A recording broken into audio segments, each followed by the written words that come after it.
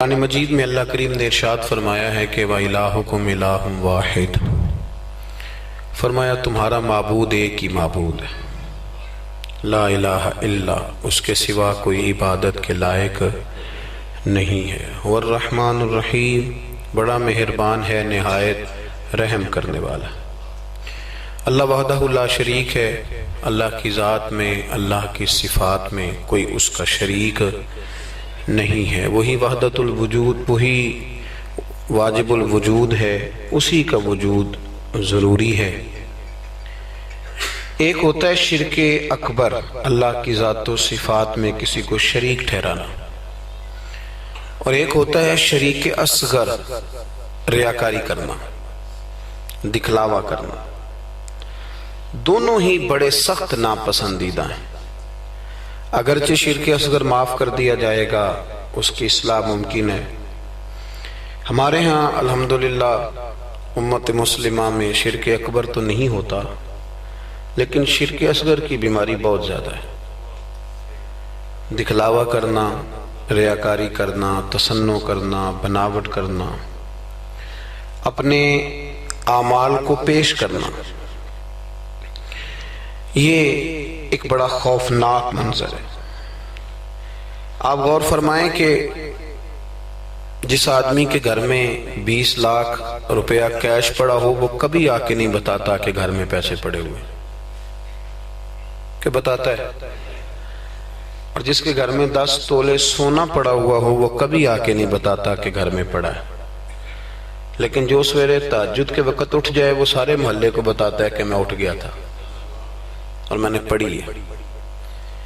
20 لاکھ روپیہ جو کیش گھر میں پڑا ہے وہ نہیں بتایا، لیکن جو 10,000 روپیہ مسجد میں دے دیا وہ سارے علاقے کو بتایا، حالانکہ وہ بڑی قیمتی نیکی تھی، وہ چھپانے والی تھی، لیکن اس کا اظہار کرنا، اس کو بتلانا۔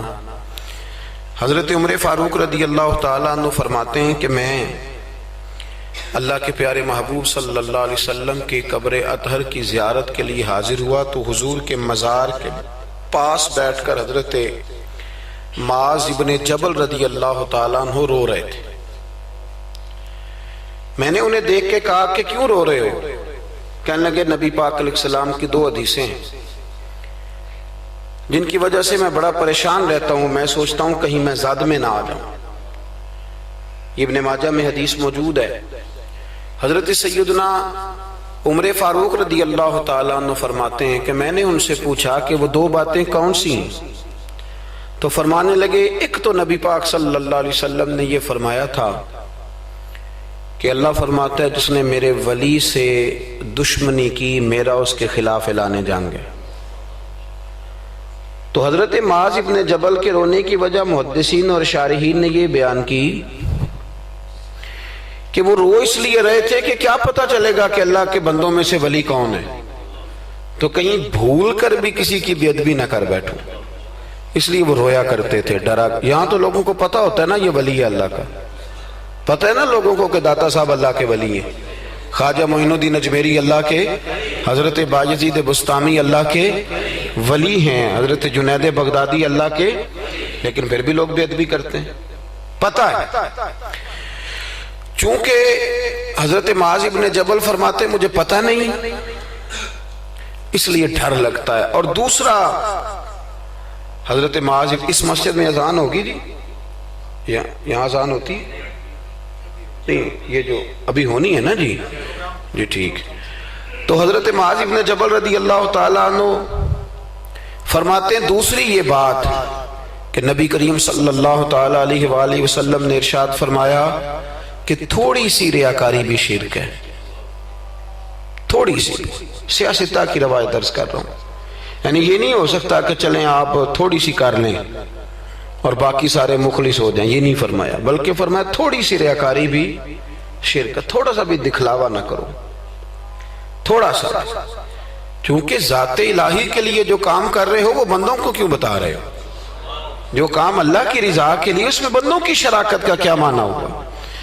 میرے عزیز دوستو، ہمارے ہاں معاشرے میں گھٹن تب پیدا ہوتی ہے جب لوگ نیکیاں چھپ کے نہیں کرتے۔ بہت سارے لوگوں کو نماز پڑھ کے بھی سکون نہیں ملتا، ذکر کر کے بھی سکون اس لیے کہ کہیں نہ کہیں ان کے دل میں یہ بات بیٹھ جاتی ہے کہ میں نفل پڑھنے لگا ہوں، اللہ کرے کسی کی نظر پڑ جائے اور وہ دیکھ کے کہہ دے کہ میں نہ، کیا میری بات، کیا میرا رویہ۔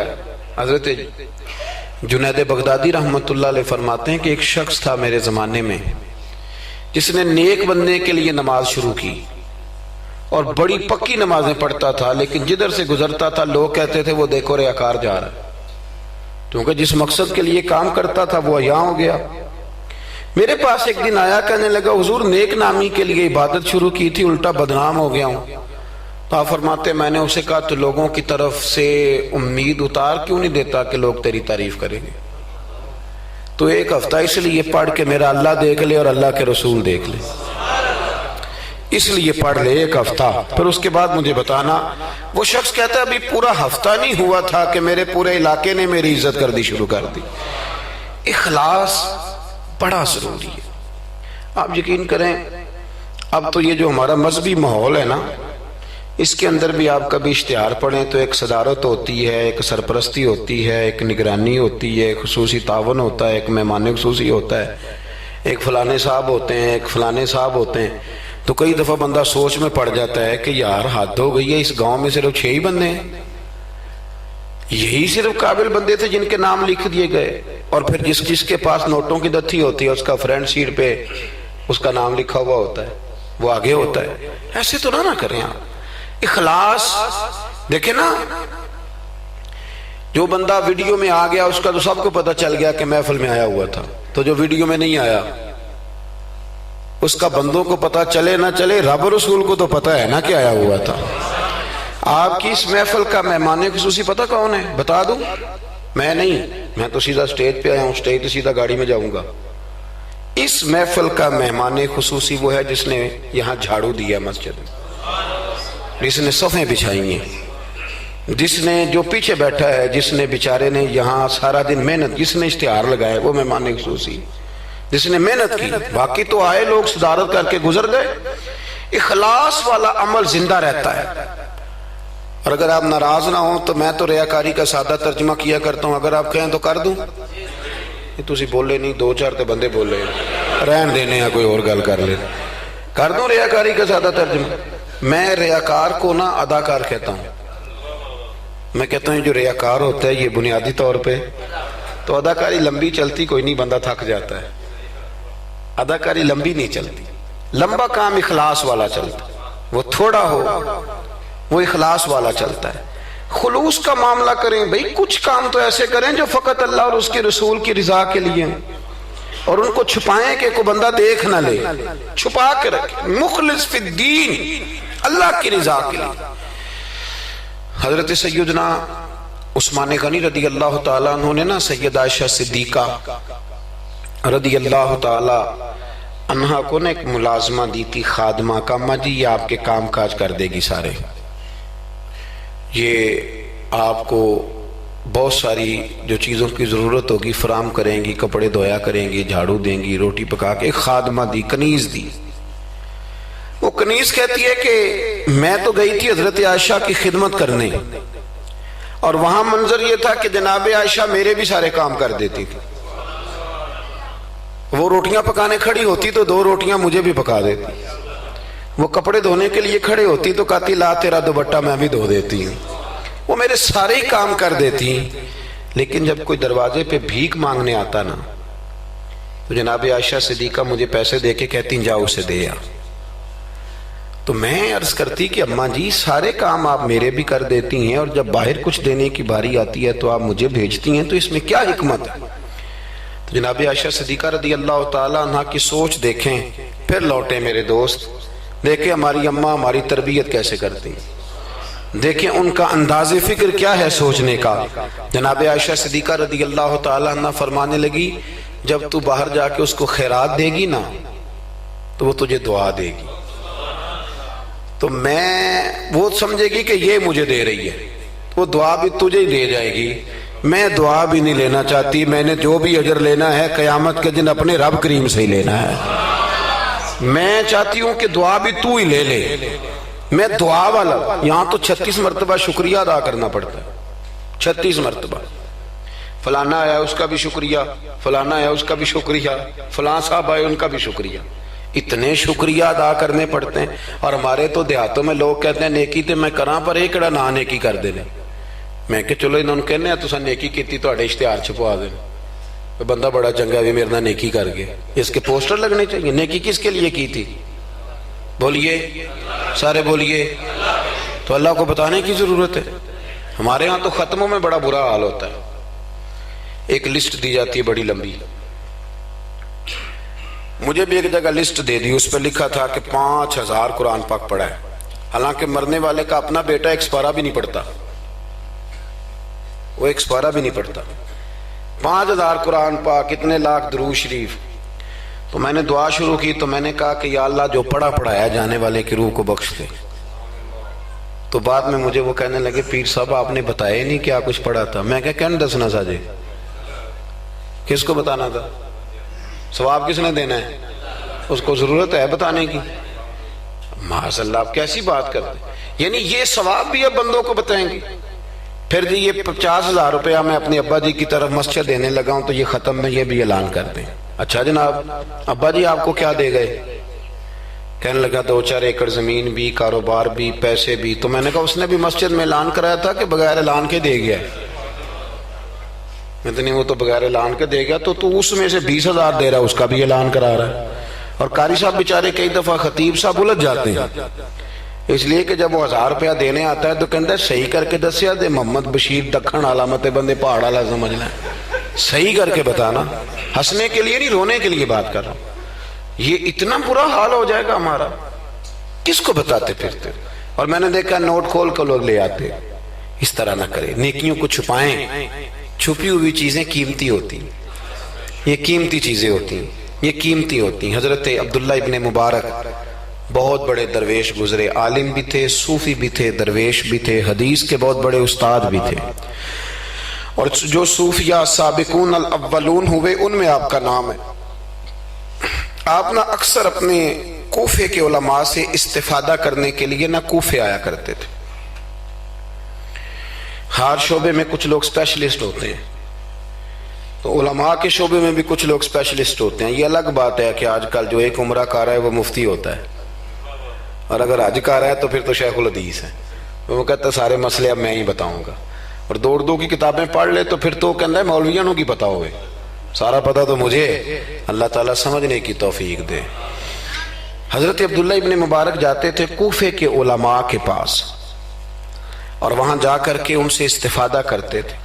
اب تو ہوٹل بن گئے ہیں، آپ جس ملک میں جس ایریے میں جاتے ہیں ہوٹل بک کر دیا جاتا ہے، اب وہاں قیام کرتے ہیں. اس زمانے میں یہ طریقہ نہیں تھا.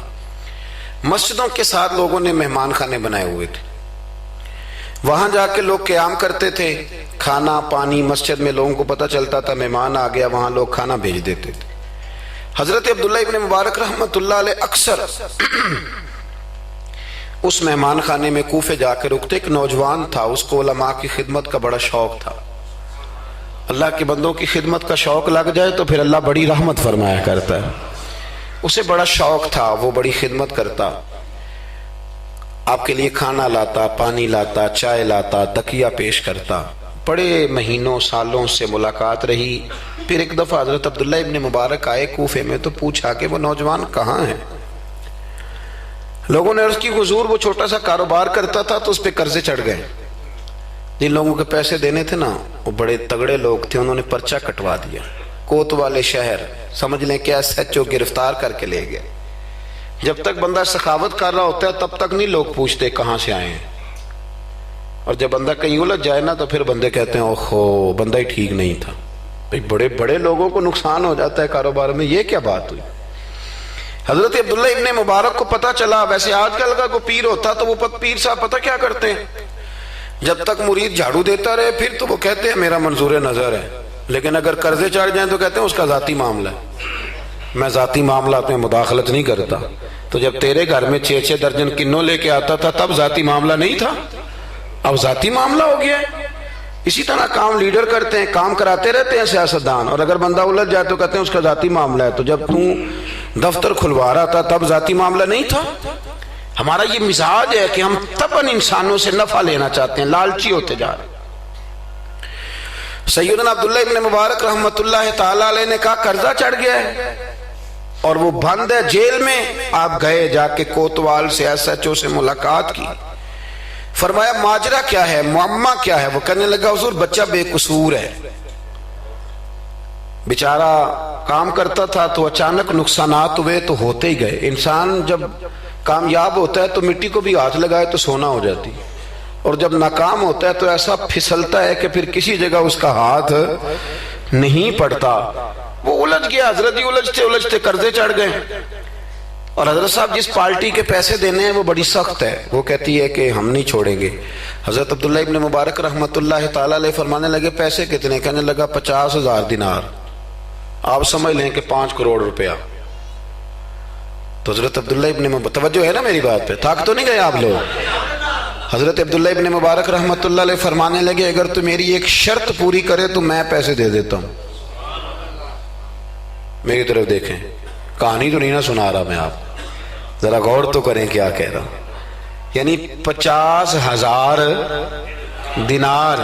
فون بند کر لیتے ہیں لوگ اگر آپ کو پیسوں کی ضرورت پڑ جائے تو, لوگ فون بند کر لیتے ہیں. ویسے کہتے ہیں چودھری کو حکم ہوا تھا 10 اور جب وہ بتا دے پھر چھٹی. 50,000 دینار. حضرت عبداللہ ابن مبارک رحمت اللہ علیہ فرمانے لگے میری ایک شرط پوری کر, پیسے میں دیتا ہوں. اس نے کہا حضور 50,000 دینار ہیں. فرمایا میں نے سن لیا ہے پر میری شرط پوری کر. اس نے کہا حضور وہ کیا؟ تو آپ فرمانے لگے اس نوجوان کو بتانا نہیں اس کے پیسے کس نے دیے, پیسے میں دے دیتا ہوں. اس نے کہا حضرت جی اسے نہیں بتانا. آپ فرمانے لگے اس کے لیے نہیں دینے, میں نے اللہ کی رضا کے لیے دینے, اور جس رب کے لیے میں نے دینے ہیں اسے بتانا نہیں پڑتا, وہ تو دلوں کے حال جانتا ہے, وہ تو علیم بذات الصدور ہے, لہذا بتانا نہیں. اس کو پیسے دے دیے. نوجوان نے بڑی منت کی کوتوال کی, یار اتنے بڑے پیسے کوئی دے گیا, کوئی 10 روپے تو نہیں دینا, اس محسن کا پتہ بتا, میں تو اس کے پوتوں کی بھی نوکری کروں گا. اس نے کہا میں مجبور ہوں, مجھے حکم نہیں, میں نہیں بتا سکتا. وقت گزر گیا, وہ کوتوال بھی کہیں تبدیل ہو گیا. وہ نوجوان کہتا ہے عبداللہ ابن مبارک بوڑھے ہو گئے, اب گھر میں رہتے ہیں, باہر نہیں آتے. زیادہ ذوف آ گیا, اب جس نے پڑھنا ہے کچھ استفادہ کرنا ہے وہ بھی گھر میں حاضر ہوتا تھا. اللہ اکبر. وہ نوجوان کہتا ہے جیسے جیسے میری عمر بڑھتی شوق بڑھتا کہ یار میرا محسن مجھے مل جائے, میں اس کے پیر ہی چوم لوں ایک دفعہ. اتنا عظیم آدمی. اس کے بعد کئی دفعہ حضرت عبداللہ ابن مبارک ملے بھی. نوجوان کہتا ہے وہ جب بھی مجھے ملتے میں انہیں کہتا بابا جی نیک تو آپ بھی بڑے ہیں پر بندہ تو وہ تھا نا جو میرے پیسے دے گیا. تو وہ فرمایا کرتے چل دعا کرنا اللہ مجھے بھی کوئی کام کرنے کی توفیق دے دے, دعا کرنا. وقت گزر گیا, 15 سال بیت گئے.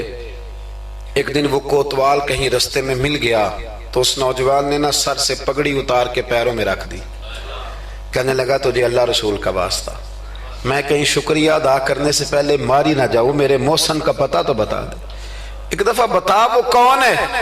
وہ کوتوال کہنے لگا تو نے قسم ہی بڑی دے دی ہے, تجھے واقعی نہیں پتا وہ کون ہے, تو نہیں جانتا؟ کہا نہیں. کہنے لگا روز تو ان کی بغل میں بیٹھا ہوتا تھا, بعد میں بھی کئی دفعہ اکٹھے دیکھا. کہا کیا مطلب؟ کہنے لگے حضرت عبداللہ ابن مبارک. وہ نوجوان کہتا ہے میں اتنا تیز دوڑا کہ پگڑی گر گئی, جوتے ٹوٹ گئے, پیروں میں زخم ہو گئے, پر میں بھاگا کہ میں شکریہ ادا کروں. میری اجرت میری محنت سے زیادہ کیوں ہے, میرے محسن تیرے احسان سے ڈر لگتا ہے. کہتے ہیں دوڑا گیا, لیکن قربان جاؤں جب عبداللہ ابن مبارک کے گھر کے باہر پہنچا تو رش لگا ہوا تھا. میں نے لوگوں سے پوچھا کیا ہوا, تو کہنے لگے 2 گھنٹے گزرے عبداللہ ابن مبارک انتقال کر گئے. یہ ابھی 2 گھنٹے گزرے, یہ ابھی 2 گھنٹے گزرے. ابھی بے قدراں کچھ قدر نہ جاتی, کیتی خوب تسلی ہو, دنیا دار پجاری زر دے, کتیاں دے گل ٹلی ہو, بک بک روشن اکھیاں تکیو ویکھ حویلی کلی ہو, تے کوچ نصیر اساں جدوں کیتی پہ جانی تھر تھلی ہو. دنیا جمع ہو گئی, لوگ رو رہے ہیں. وہ نوجوان کہتا ہے کہ میں اندر داخل ہوا تو سفید کفن میں نے نورانی چہرے والا بابا لیٹے ہوئے دیکھا, اور میں نے پھر اپنی داڑھی ان کے پیروں میں رکھی, اور میں نے کہا بابا آپ نے تہجدیں کتنی پڑھی آپ جانے اور آپ کا رب جانے, قرآن کتنے ختم کی آپ جانے اور اللہ جانے, کتنے لوگوں کو علم حدیث دیا آپ جانے اور آپ کا رب جانے، پر جو آپ نے میرے ساتھ کیا ہے نا، مجھے امید ہے اس ایک نیکی کی برکت سے ہی رب آپ کو جنت عطا کر دے گا۔ یارو کوئی کام کرنا بھی تو اسے دکھا لینا، اس پر اس قدر زیادہ تشریف رکھیں جی، اللہ خوش رکھے آپ کو۔ میں تو خدمت تھوڑی کرانے آیا ہوں، اللہ آپ کو بہت ساری عزتوں سے نواز۔ میری خدمت اتنی ہے کہ آپ میری کوئی ایک بات سمجھ جائیں، اللہ آپ کو جزائے خیر دے۔ عزیز دوست، اگر مزاج میں خلوص ہو، ایک دیکھیں نا، بیوی کو آپ سارا خرچہ دیں، اس کی ہر بات مانے، لیکن اسے پتہ چل جائے کہ میرے ساتھ مخلص نہیں، کہیں اور بھی اس کی نظر ہے تو گھر بستا ہے۔ اور اگر خامد کو پتہ چل جائے کہ کپڑے بھی وقت پہ دھو کے دیتی ہے، روٹی بھی ٹائم پہ پکاتی ہے، لیکن میرے ساتھ مخلص نہیں، تو گھر چلتا ہے؟ اخلاص نہ ہو تو گھر نہیں چلتا، تو پورا دین کیسے چلے گا؟ لیکن لوگ دکھاتے پھرتے ہیں اپنا، آپ بتاتے پھرتے ہیں، الجھ گئے ہیں۔ کیا ضرورت ہے ان چیزوں کی؟ اگر آپ کے اندر خوشبو ہے تو خوشبو کو تھوڑی ضرورت ہے کہ وہ بتائے کہ میں خوشبو ہوں۔ خوشبو بتایا نہیں کرتی، خوشبو آیا کرتی ہے۔ خوشبو بولیے آیا کرتی۔ امام زین العابدین، بس بات سمیٹنے لگا ہوں، امام زین العابدین حضرت امام حسین کے کربلا میں بچنے والے اکیلے شہزادے، نواسہ رسول، جگر گوشہ بطول، حضرت سیدنا امام زین العابدین بیمار کربلا رضی اللہ تعالیٰ عنہ۔ امام زین العابدین نا، ان کا وصال ہوا تو جب ان کو غسل دیا جانے لگا تو ان کی پشت پر موٹے موٹے نشان تھے۔ لوگوں نے آپ کے صاحبزادے سے کہا یہ نشان کس بات کے ہیں؟ تو صاحبزادے رو پڑے، فرمانے لگے میرے ابا جی نا رات کو اناج کی بوریاں اپنی پشت پہ رکھ کے غریبوں کے گھروں میں پہنچا کے آیا کرتے۔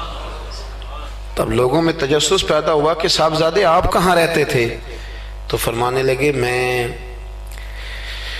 کئی دفعہ عرض کرتا تھا کہ مجھے دے دیں، میں دے آتا ہوں، تو فرمایا کرتے تھے پتر اگر تمہیں دوں گا تو پھر اس غریب کا نام بھی بتانا پڑے گا، پھر اس غریب کا نام بھی بتانا پڑے گا، تو میں اسے رسوا نہیں کر سکتا، میرا اس کا اور میرے اللہ کا راز ہے۔ یار کوئی تو نیکی ہو جو چھپی۔ ہمارے ہاں لوگ کہتے ہیں جی پہلے پتہ کرانا ہے بندہ مستحق ہے کہ نہیں، ہے نا جی۔ پہلے میں نے امام شافعی سے بھی ایک بندے نے آ کے کہا تھا، اس نے کہا تھی میرا دل بڑا کرتا ہے سخاوت کروں پر مستحق بندہ کوئی نہیں ملتا۔ تو امام صاحب فرمانے لگے تیرے پاس جو کچھ اللہ نے تجھے دیا ہے تو اس کا مستحق تھا، تیرا حق بنتا تھا۔ وہ چپ کر گیا، کہنے لگے اگر رب کریم نے تیری خوبی کوئی نہیں دیکھی اور تجھے اپنے فضل سے عطا کر دیا تو اللہ کے بندوں کو کیوں ٹٹولتا پھرتا ہے؟ اب تو انٹرویو اتنا سخت لیا جاتا ہے، اتنا سخت غریب کا انٹرویو ہوتا ہے کہ وہ کہتا ہے اس خیرات سے تو مر جانا ہی بہتر ہے۔ اتنا سخت انٹرویو لیا جاتا ہے۔ ہم سخت ہو گئے ہیں ہمارے مزاجوں میں۔ ہر مانگنے والا آدمی دکاندار، میں رات کو نا لاہور تھا تو واپسی پہ ایک جگہ پہ نا لاہور سے آتے ہوئے ایک پیٹرول پمپ پہ قریب ہی لاہور کے بریک لگائی بچے نے، کچھ تیل بھروانا تھا، کچھ اور طبی ضروریات تھیں، تو ایک بچی کوئی 10-12 سال کی وہ قریب آ گئی کھلونے لے کے، تو اس نے کہا انکل جی کھلونا لے لو۔ میں نے اس سے کہا بچے سے کہ کھلونا ہم نے کیا لینا ہے، اس کو 10-20 روپے دو اور ساتھ اس کو کہو کہ بیٹی رات بڑی ہو گئی ہے گھر چلی جا، زمانہ ٹھیک نہیں۔ تو اس نے شیشہ کھول کے کوئی 20 روپے اس کی طرف بڑھائے تو بچی کہنے لگی انکل میں مانگتی نہیں۔ تو بیٹیاں نا، میری بیٹی کی عمر کی تھی وہ بھی، میں نے بڑی عجیب سی طبیعت میں بات اتری تو میں نے کہا بھی اس سے کھلونا خرید لو۔ 200 روپے کا کھلونا خریدا تو اس کو میں نے کہا پتر اتنی رات کو یہاں کیوں گھومتی ہو، 10 بجنے کو ہیں اور آپ اس وقت؟ تو کہنے لگی چچا وہ سامنے کرسی پہ میرے ابا جی بیٹھے، ان کا ایکسیڈنٹ ہو گیا اور ان کی ایک ٹانگ اور ایک بازو کام نہیں کرتا۔ تو میں آپ کو افغانستان کی غربت نہیں سنا رہا، کہ میں آپ کو اپنے ملک کی بات بتا رہا ہوں۔ ہمارے ہاں جس کے پاس 4 پیسے آتے ہیں وہ کہتا ہے ساری دنیا ہی امیر ہے، وہ پھر غریبوں کا دکھ بھول جاتا ہے۔ تو کہنے لگی وہ میرے ابا جی بیٹھے ہیں، میں ان کے ساتھ آئی ہوں، تھوڑا سا سامان اور بیچنا ہے پھر ہم نے گھر چلے جانا ہے۔ تو وہ ساری رات میری آنکھوں کے سامنے بچی گھومتی رہی، میں سوچتا رہا کہ اللہ تو مہربانی فرما، بیٹیاں تو برابر ہوتی ہیں، بیٹیاں تو برابر ہوتی ہیں۔ کہنے لگی سودا ابا ہی لے کے آتا ہے پر وہ چل نہیں سکتا۔ میں کہہ رہا تھا یار کیا کرنا ہے ان دولتوں کا جو لوگوں نے سمیٹ کے جیبوں میں رکھی ہوئی ہیں، کس کام کی؟ بشرط یہ ہے کہ ہم تو پیسے وہاں لگائیں گے جہاں میچ ہوگا نا کپ کا، اور ہمیں مہمان خصوصی بنایا جائے گا، وہاں ہم پیسہ خرچ کریں گے. اور ہمیں جب کبڈی میں بلایا جائے گا کہ چلو صاحب آپ مہمان خصوصی ہیں تو آپ نے اتنے پیسے دینے ہیں، تو وہاں ہم دیں گے جہاں فوٹو بازی ہوگی. اخلاص، خلوص، للہیت، یہ حسن ہے، اس کو اپنائیے. اللہ ہمیں سمجھنے کی توفیق عطا فرمائے. میں مسافر سا آدمی ہوں، ابھی ایک جگہ پہ اور بھی آگے جانا ہے، اور یہ بھی دعا کریں کہ رات کا وقت ہے، کوئی رستہ آسانی سے مل جائے. ہم جو پروٹوکول نہ لینے والے بندے ہیں نا، انہیں رستہ بھی مشکل سے ملتا ہے. پروٹوکول والے ہوں نا جی، جماعتیں ہوں بڑی بڑی، ایک جماعت کا صدر اس کونے میں کھڑا ہے، ایک اگلے محلے میں کھڑا ہے، ایک اگلے میں، پھر ذرا آسان ہو جاتا ہے. جگہ جگہ پروٹوکول ہوتا ہے نا، بغیر پروٹوکول کے جب گاڑیاں چلتی ہیں تو پھر اندھیروں میں کھو بھی جاتی ہیں کئی دفعہ.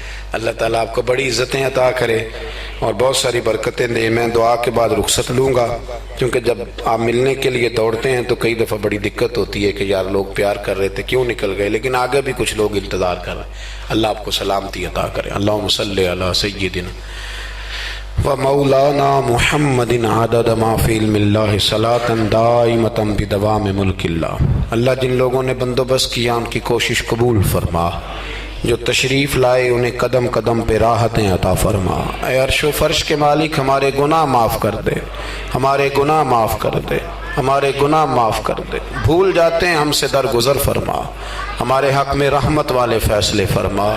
امت کی خیر فرما، امت کی خیر فرما، امت کی خیر فرما.